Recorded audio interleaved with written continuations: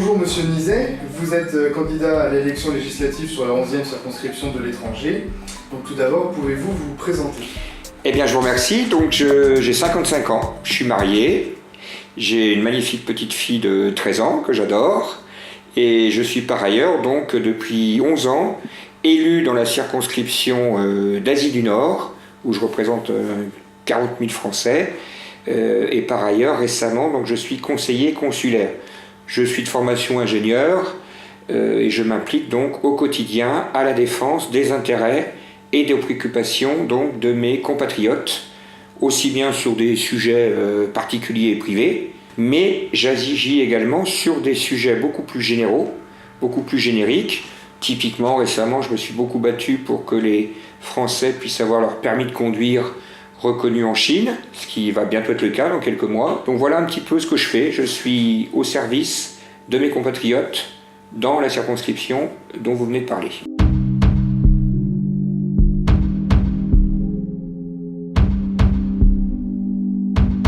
Alors, les défis sont extrêmement nombreux puisque cette circonscription est immense.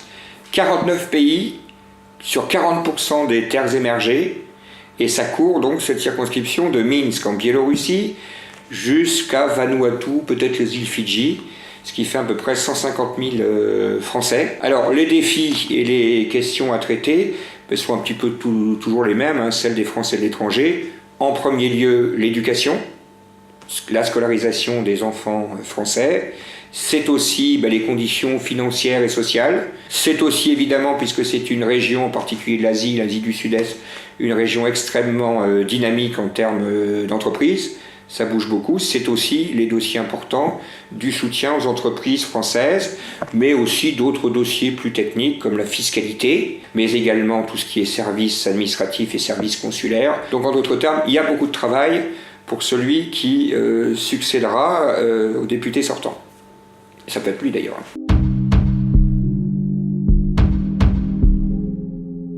Alors effectivement, je me suis particulièrement impliqué dans ce dossier.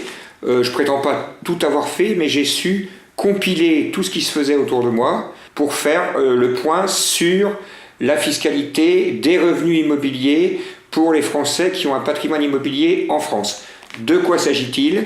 Depuis 2012, le gouvernement socialiste a décidé finalement de surtaxer ces revenus lorsqu'on est à l'étranger. Toujours est-il que l'État a été forcé de revenir en arrière et de rembourser les Français de l'étranger vivant dans l'Union européenne. Et il se trouve que ceux qui sont hors Union européenne, en particulier les compatriotes qui vivent en Asie-Océanie, ne sont pas pour l'instant remboursés et remboursables. Donc j'ai mené toute une entreprise en communiquant beaucoup auprès de ses compatriotes pour éditer des formulaires qui leur permettent de faire les recours. On est tout près du but, il nous reste, comme je leur ai dit, à peu près 1 an de patience, puisque maintenant l'affaire est repartie auprès des instances européennes, et on devrait avoir un remboursement, comme pour les autres, assez prochainement. Donc il faut absolument que je sois encore sur le dossier. Ça, on va y arriver, il faut simplement beaucoup de patience. Ça, c'est le premier dossier fiscal. Il y a également le statut de la résidence du pied-à-terre des Français en France. Il se trouve que cette résidence est toujours considérée comme une résidence secondaire, ce qui fait que cette fiscalité de ce pied-à-terre est trop important, et le but du jeu, c'est d'agir au Parlement pour arriver à faire entendre au gouvernement et à l'administration fiscale, à Bercy, que cette résidence est unique pied-à-terre. Alors évidemment, s'il y a 4, 5 autres propriétés immobilières, il y aura évidemment qu'une seule de celles-ci qui sera considérée comme résidence principale. Donc ça, c'est le deuxième sujet en termes de fiscalité. Troisième sujet, c'est tout ce qui est les rescrits fiscaux. Typiquement, vous allez participer au financement, vous allez faire un don à une association caritative. Vous savez bien que si vous êtes en France, vous allez recevoir un reçu fiscal et vous pourrez déduire de vos impôts ce don, enfin une partie de ce don, en l'occurrence 66%, et le récupérer sur vos impôts. Les Français de l'étranger ne peuvent pas récupérer ce genre de choses. C'est la même chose pour tout ce qui est pension alimentaire. Vous voyez, c'est un désagrément sur lequel on est en train de travailler. C'est pas encore gagné, mais ce sera mon 3e chantier dans le domaine de la fiscalité.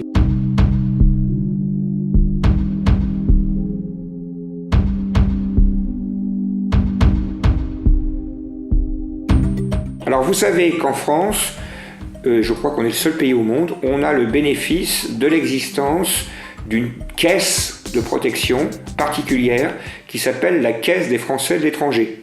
Ce n'est pas obligatoire d'y adhérer, mais c'est fortement recommandé.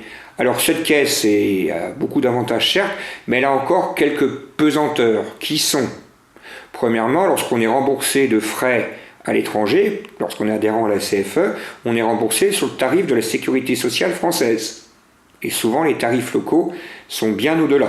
Donc ça c'est le premier sujet.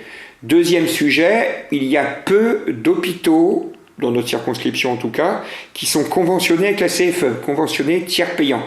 Si vous n'êtes pas à côté de ces hôpitaux-là, vous serez forcé d'avancer l'argent, ça risque de vous coûter très cher. Donc il y a le deuxième gros problème de cette protection médicale et sanitaire à l'étranger, c'est celle de la prise en charge et du tiers payant. Donc la Caisse des Français de l'étranger doit évoluer, c'est ce qu'elle est en train de faire, en particulier en ce qui concerne le tiers payant. Il y a une expérimentation qui se passe en ce moment en Thaïlande. Donc ça c'est le premier axe d'évolution de la CFE qu'il faudra accompagner. La CFE également est en train de proposer des produits attractifs pour les jeunes. Donc voilà comment j'orienterai mon action, c'est d'accompagner la CFE pour qu'elle puisse étendre l'expérimentation en Thaïlande de ces hôpitaux en tiers payant et puis aussi avoir un intérêt particulier pour les jeunes et essayer de leur offrir des produits pas trop coûteux. Donc voilà les deux grands axes de mon action, mais qui ne sera pas mon action propre, qui sera évidemment une action d'accompagnement de cette caisse particulière, la Caisse des Français de l'étranger.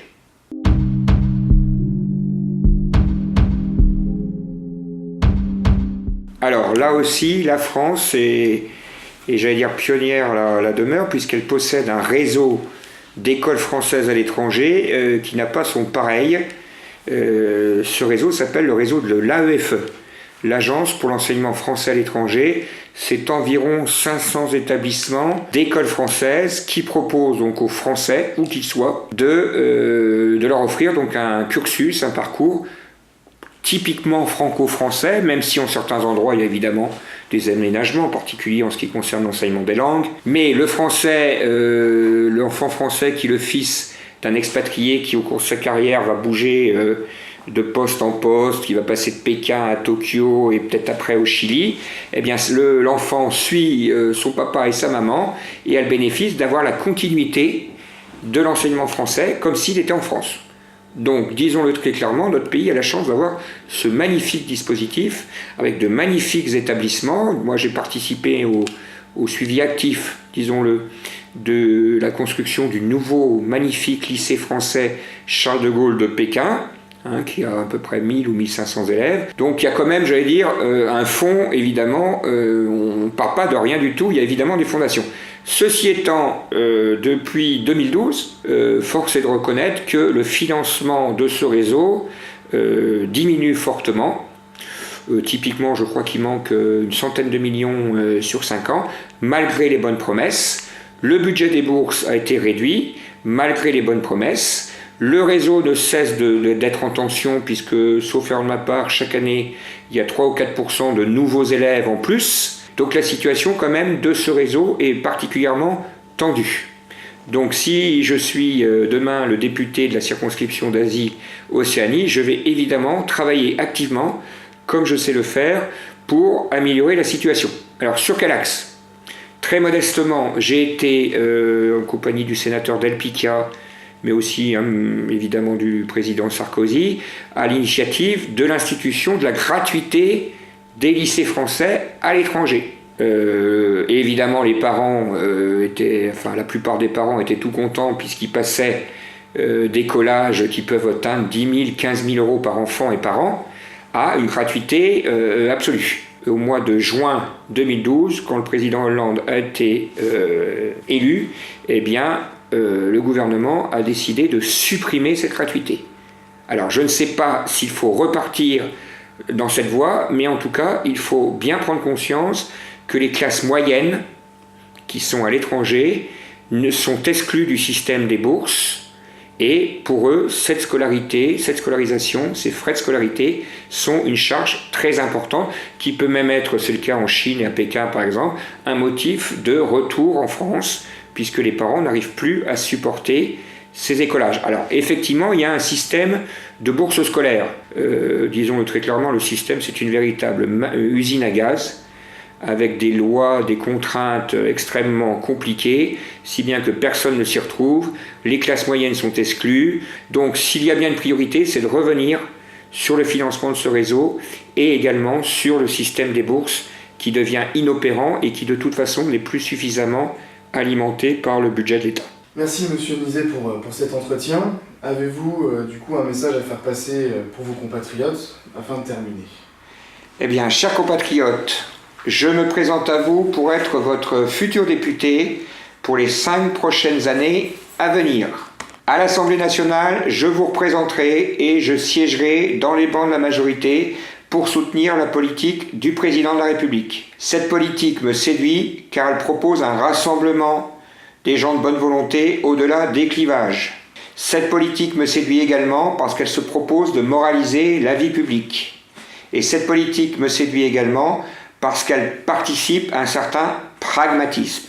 Il est temps que la France avance avec la conscience des réalités et que les gens de bonne volonté, une fois encore, se mettent autour d'une table pour faire progresser notre pays. Mais également, je serai à vos côtés au quotidien, sur le terrain, pour défendre vos intérêts comme je le fais depuis de très nombreuses années.